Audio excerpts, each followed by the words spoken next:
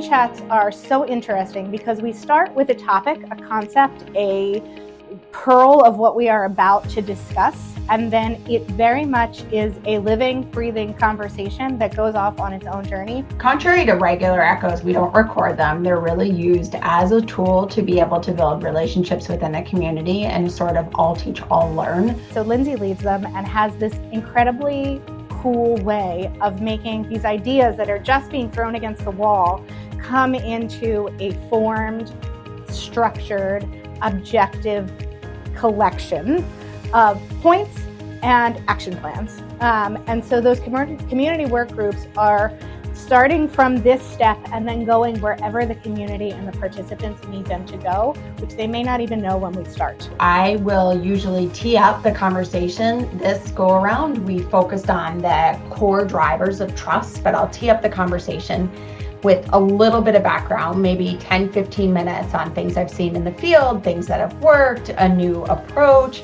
and then we apply it to the content area we're focused on. They're more intimate, right? It's a group of us that get together as series leaders, but also the participants that come, where we can really hunker down and focus on the overall theme or topic of what that quarter was, right? So, and trust was a big one. And then I'm looking for themes. I'm looking for synergies and conversations, both in the topics that we're talking about, but then in the chat comments, in the type of questions people ask, the challenges that come up. And I'm looking for common threads that I can say, well, this actually all pulls together under this theme. There's power in numbers. So when we get together and we discuss it and we go over it, it's like, oh, okay, that idea sounds great. We could put that in here.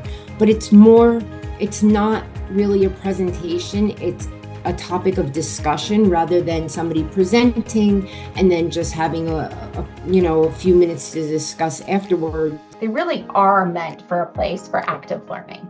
So they're not a place to come sit quietly or to just listen in. They're a place to come and say, I know I struggle with this, or this is a real difficult place for me to be, or I'm very frustrated in, trying to change this part of the process. And then we work together, the whole community, to be able to think through, well, what's the root cause of that problem? Where do we think there might be a solution? Who has tried to fix this before? Have you thought about this? And so it really becomes a very involved conversation with everyone on. It's all discussion, but it also gives us a chance to really, take the recording off and kind of, let our hair down and be ourselves and really ask those questions that maybe I was a little embarrassed to ask on the Echo, but I want clarification on this.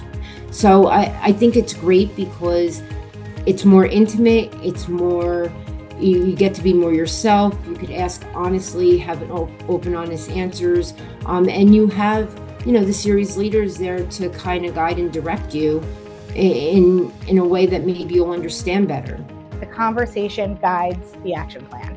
And when you finish them and you get that wrap up and you get that digestion, you realize how many ideas have come to you over the past hour just by this sort of basic interaction between these people who come at it from all different perspectives. The people who come and join really want to be true community participants and then walk away both knowing they've helped someone else, but also hopefully with ideas of things they can try themselves.